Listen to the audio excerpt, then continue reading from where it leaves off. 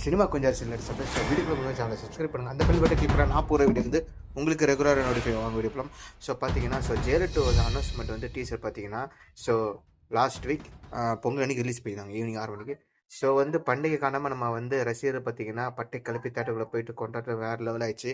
So அந்த teaser பார்த்தீங்கன்னா முழுக்க ரஜினி வச்சே பண்ணிக்கிறாங்க.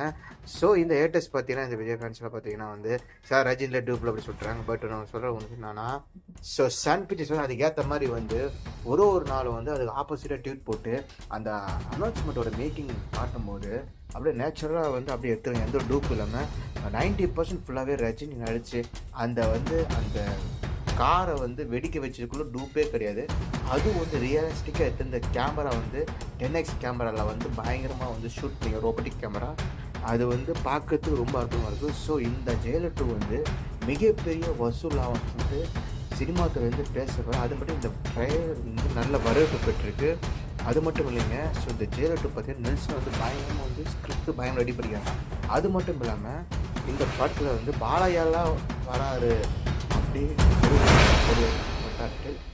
ஸோ பார்த்தீங்கன்னா இந்த படம் கேஸ்ட் பார்த்தீங்கன்னா வெயிட்டாக இருக்கும் போலுக்கும். ஸோ இந்த படத்தோட பட்ஜெட்டு ஆல்மோஸ்ட் 500 கோடி மேலே இருக்கும் எதிர்பார்க்கலாம். ஸோ இந்த படத்தோட ரிலீஸ் பார்த்தீங்கன்னா 2026 ஏப்ரலில் டென்டேட்டிவாக டேட் ஒன்று சொல்லிக்கிறாங்க Sun picture.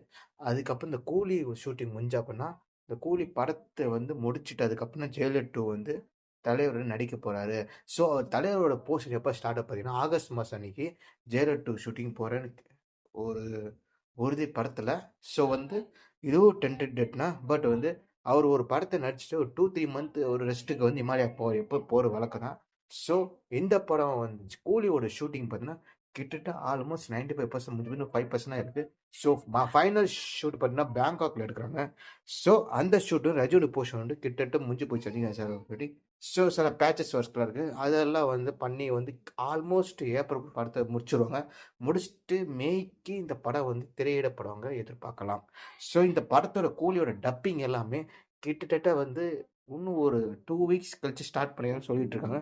So Rajini sir dubbing சீக்கிரமாக ஸ்டார்ட் பண்ணால் சொல்லிக்கிறார். ஏன்னா அவருக்கு சில பர்சனல் ஒர்க்கில் இருக்கனால எனக்கு கொஞ்சம் டப்பிங் கொஞ்சம் சீக்கிரமாக அரேஞ்ச் பண்ணி கொடுங்க அப்படி சொல்லி ரெக்வஸ்ட் பண்ணி தலைவர். ஸோ அவரோட ஒர்க் முடிஞ்ச அப்புறம் அவரோட ரிலாக்ஸேஷன் ஹிமாலயாஸ் போயிட்ட அப்புறம் இந்த ஜெயலலிதா ஷூட்டிங் கலந்து பாருங்க எல்லாரும் பேசப்படுறோம். ஸோ கைஸ் நீங்கள் இந்த சேனலை பிடிச்ச கமெண்ட் பண்ணுங்கள், லைக் பண்ணுங்கள், ஷேர் பண்ணுங்கள். அந்த சப்ஸ்கிரைப் பட்டன் ப்ரெஸ் பண்ணிங்கன்னா நீங்கள் ஒரு ஃபாலோவராக இருப்பீங்க. நான் போகிற வீடியோ உங்களுக்கு அப்படியே யூடியூப் நீங்கள் கிளிக் பண்ணும்போது பார்த்தீங்கன்னா என்னோட வீடியோ அடுத்த வீடியோ இருக்கும். தேங்க்யூ.